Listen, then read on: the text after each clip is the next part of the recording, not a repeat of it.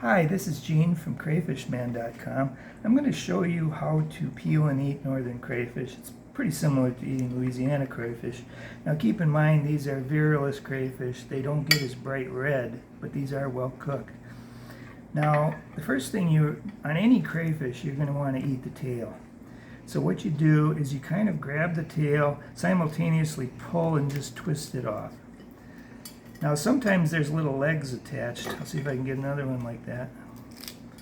See, this one's got the legs attached.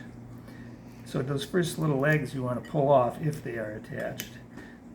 Now what you do, squeeze the tail till you hear a little crack. Now there is guts inside, so if you're squeamish, but here's the thing. In Louisiana, those get innards or guts, if you will, are yellow, and they call them fat, and they use it in cooking various dishes.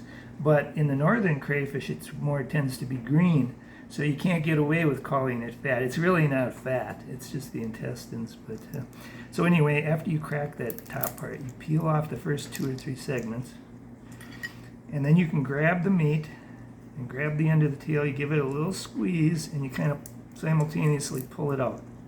Now there's a vein on the top. Some of your hardcore seafood eaters will just don't care about that, but you pull that vein off. See? Now you got a nice little piece of meat.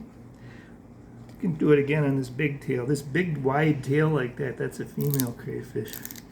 I might do a video showing you the difference between a male and a female crayfish. But see, I'm peeling off the top 2 or 3 segments. Nice chunk of meat, you grab it and squeeze and pull it out. Sometimes part of the vein comes out automatically, but you could still pull that off. And there you go. You can make dishes out of that or eat it plain. Now, on bigger crayfish, particularly rusty crayfish, which have big claws, you need a big claw to make it worthwhile. You break it off like I just showed you there. See what I'm doing? Breaking it off right at that joint. Now, you take this claw, there's a movable pincher. You break that movable pincher off. Now, you could try to break this with your teeth, but that could be dangerous. I wouldn't recommend it. Take the tongue of an ordinary kitchen fork, stick it in there, like that, and then you just kind of twist it. It'll take a little practice a couple times to... See, that one even didn't work real good, but there you go. Now, sometimes later in the summer, there'll be a little bit of cartilage in this. See right there? I found the cartilage. Early on, you won't find this cartilage, but later in the summer, you want to take that off.